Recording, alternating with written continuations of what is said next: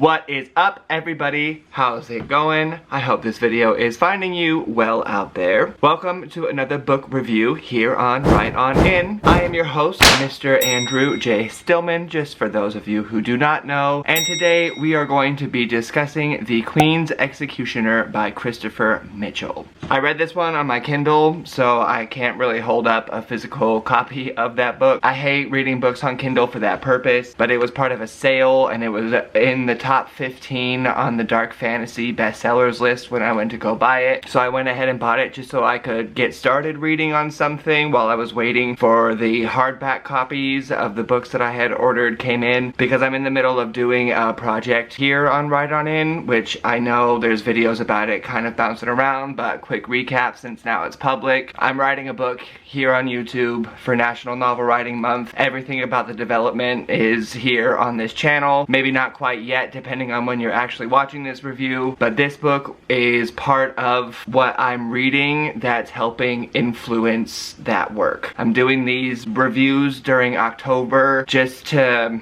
I guess, kind of utilize and show what I mean and what other people mean when they say to read widely, and how doing that kind of stuff can help you develop your voice. But apart from all of that, let's just go ahead and get right on in. Okay, so since this is only my second book review, just a quick recap for those of you who don't know or haven't noticed already down in the description box. There are timestamps that cover just my opening thoughts here at the beginning, the spoiler-free review, and then the spoiler-filled review that comes after, as well as the closing thoughts at the end of the video. While you are down there, you may as well hit that little subscribe button, followed by that bell notification, so you can be informed anytime I upload one of these new book reviews, or anything else that I've got going on in my little scheme of adventures. This book, as well as the next three that I'm going to be reviewing, are all self-published books, and that's actually part of the reason that I chose them, because since I'm kind of, I don't know, writing just an example book, I wanted to look at some self-published books just to see what they're like, I guess, these days. And then obviously with Piranesi, my Susanna Clarke review coming out a couple of weeks ago, that was the one book out of these five that I chose that was traditionally published, and so far that one's just my favorite, I'm just not gonna lie. But if you haven't hit that timestamp already, it is time to officially get right on in to this review. So The Queen's Executioner by Christopher Mitchell, it's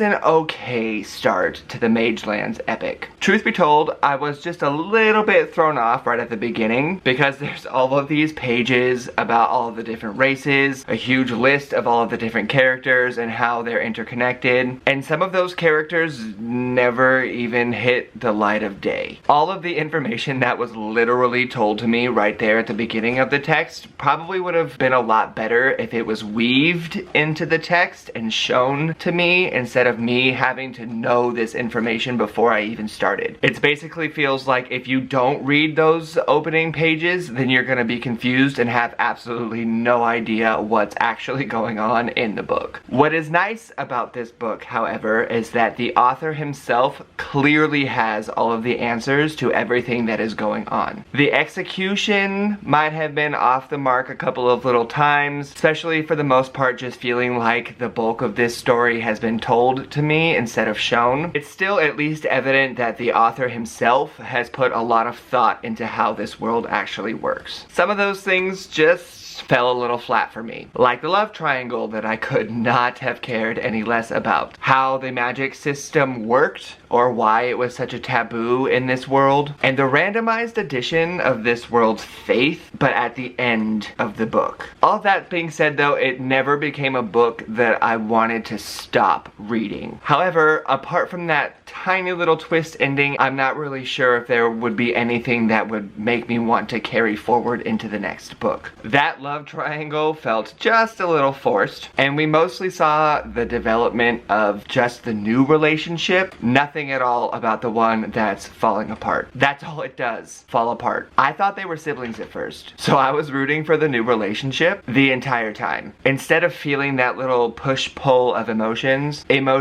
you know, that were being told to me. for the large part. As to the magic, there were elements that I enjoyed, but there were also elements that just kind of made me feel like the magic was inserted just so that the book could have some magic. In my detailed notes included below, I referenced Brandon Sanderson's first law of magic, and I just think that that is violated in this text. Of course, that first law is not an actual law, but his whole theory on magic at least needing to make sense instead of just being used to get characters out of situations really does enhance the experience. And I personally just found that to be a little lacking here. Especially because a lot of the historical elements about what's going on are either left out completely or just kind of told in passing instead of having any kind of development as to how it's affecting the current events. That's again an area where the author himself has clearly put a lot of thought and energy into, but the end result translation feels just a little off. The randomized edition of this whole faith thing at the end of the book is also going to be something that I'll discuss in my upcoming plot development video, but there wasn't even any real mention of a creator or any type of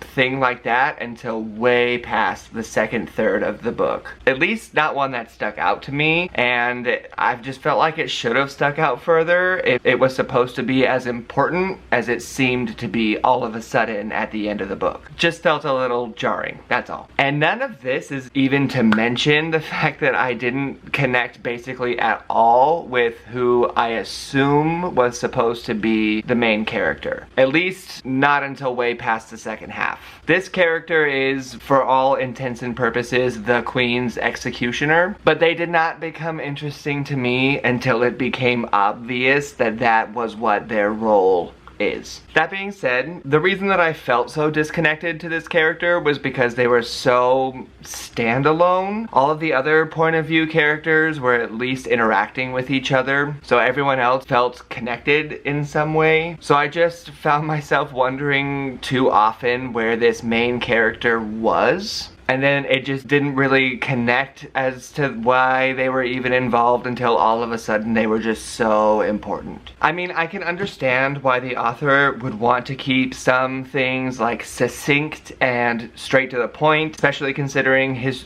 decision to self-publish this, but it is also a text that I feel would have probably benefited a little bit more if there was some more embellishment to the actual text. It might have added 200 or 300 pages, but in my opinion, I think that this book actually kind of deserves / needs that kind of development. What I did like, however, and something that I will be taking forward from this book and using in this current book that I have that I'm working on for this channel right now, is that examination and the depiction of slavery. It is very eerily similar to the US history with slavery, which I thought was kind of interesting considering that this author is European, and I really enjoyed reading that kind of a fantasized version of a history that I'm very familiar with, especially from the point of view of someone who lives in a different country. To me, anyway, that just felt like it offered a really unique perspective. And while we're on the topic of the author being European, there's also a grammar tip that I'd like to bring up. Towards, forwards, backwards, onwards, all of those kind of words. If there's an S on the end of them, it is the British spelling. If you are in America, there is no S. I don't know why. I don't make the rules. I don't really care. Some people out there really do. So if you are in America, do not put an S at the end of toward, forward, backward, onward, any of that. If you are British or have British speaking language within you, go forth. Think of the whole OUR thing with color and flavor, all that kind of stuff. I don't make the rules, I just wanted to put that out there because I've had my work really like reamed for making this mistake. Anyway, as weird as it is to say it, one of the strongest points I think in this book is actually the political system. It gave me Joe Abercrombie vibes, and I felt like the political characters in this book were some of the strongest within the text. I also like how all of these different races spawned from amphibians and reptiles and apes and all of that. I just wish that there was some more development in the actual text with all of that, because again, I feel like if you didn't read through through all of that right at the beginning before the book even started, it wouldn't have made any sense and you would have been completely and totally lost in the actual book. Usually that kind of information is left for the end of the book and just used as a reference in case you get lost in the text, and not something that you really need to know as much before you even start. So put me off a little bit from the start, and like I said, some of those characters never even came about, but I still liked the races and how they were developed either way.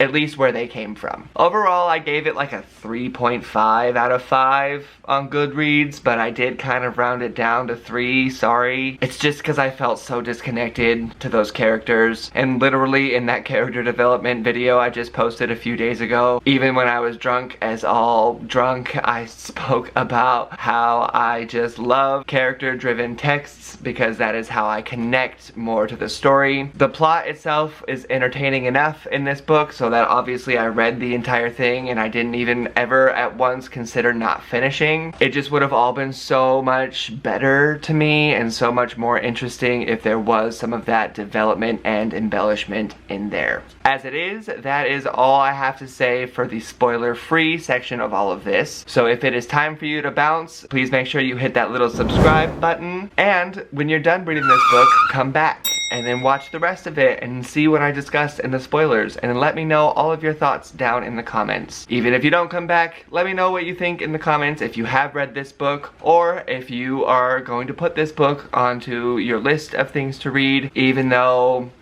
might not be the best choice. Anyway, about to start these spoilers in 3, 2, okay, so first things first, let's talk about this whole Daphne, Killop, Callie love triangle. As I mentioned above, at first I thought Callie and Killop were twins. I didn't even bother going back to the beginning to see if that was my mistake or the author's. Partially because, I mean, it's on my Kindle and I can't like flip back as easily as normal, but partially also because that's literally how disconnected I was to this relationship. Part of the reason I even thought that they were twins was because of that information that's put at the beginning of the text. Because whatever race they are, Kellogg, Bregaman, or whatever it is, it says in there that that race is known for commonly producing twins. So when it was Callie and Killop, I instantly thought that they were the twins. And then that Bridget girl that was with them, I don't know, I thought she was just a friend, or maybe just not a twin. I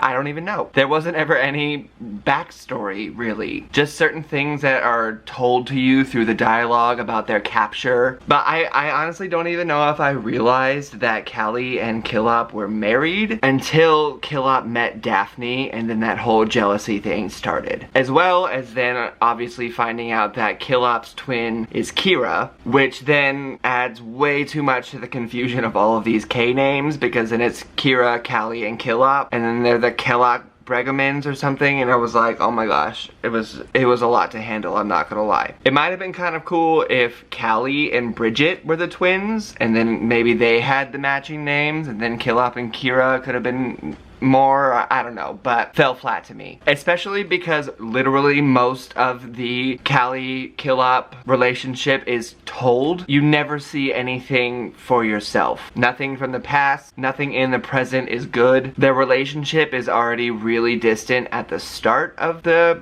book, and it only falls apart more and more as the story goes on. And then that revelation about the prophecy with Killop and Daphne became, I mean, obvious that that was where the story was gonna go anyway. So there wasn't ever any real drama or conflict or nothing really surrounding what was going on to make me care about what was going on. Daphne finding out she's pregnant at the end is literally the only storyline that I would consider following through into the next book. But then again, I really don't know if a pregnancy is enough to keep me reading. So let's talk about these mages.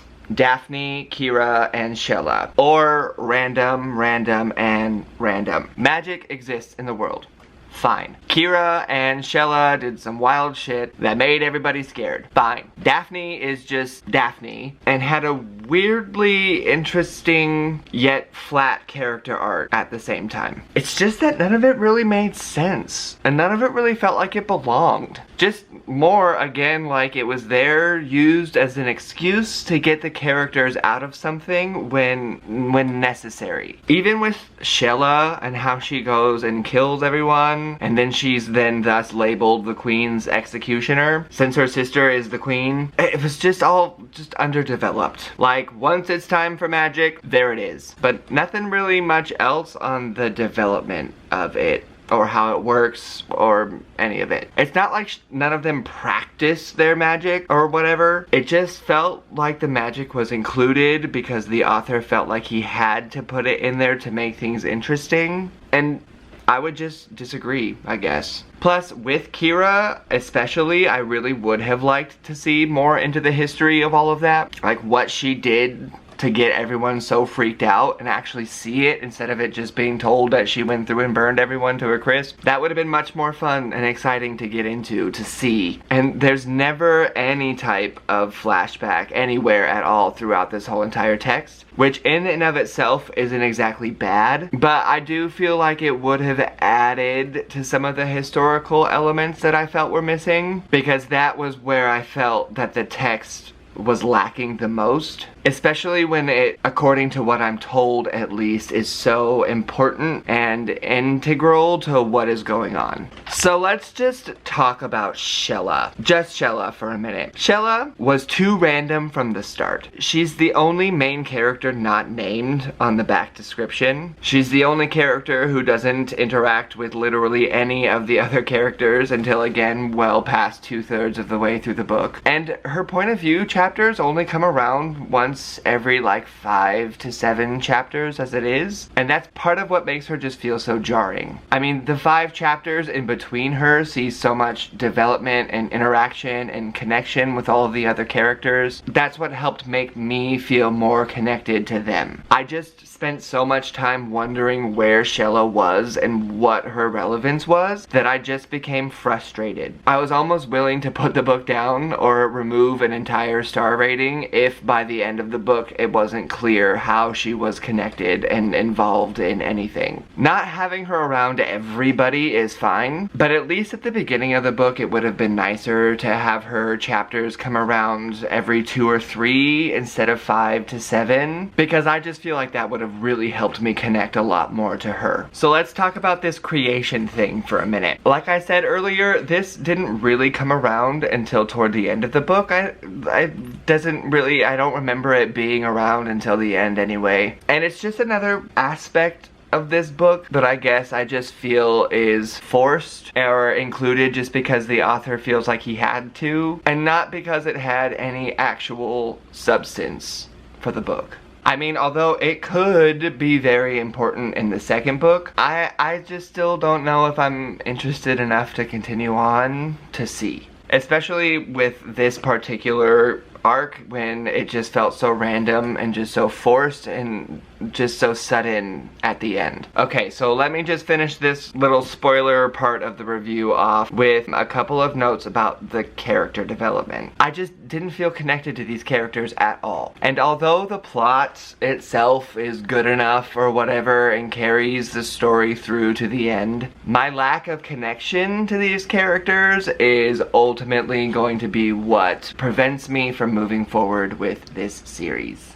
Especially considering that, 5-page list of characters there at the beginning, and one of those characters, Maela, I think her name was, is what sticks out to me the most, because she is literally dead by the time she even comes into the book. Like, why is she even included in that list of characters at the beginning? All of that just really bothered me, because all of those characters were, it's literally just like the list of them and how they're connected to each other, and it's a lot to try and remember before you even start, and then to only have not even all of them actually in the text and some of them dead by the time we meet them. I didn't like it. from the beginning, it just makes me feel like I have to keep going back to the beginning like that to find out who's who, what's what, how they're connected, and what is going on. And it's again what I mean when I say that's usually kept at the end of the book, so that if you get lost, it's there if you need it. But I felt like I needed it before I even started. There was so much potential in this book that I just felt was lackluster at the end, and it didn't leave me feeling like I wanted to move on with the rest of the series. Sorry.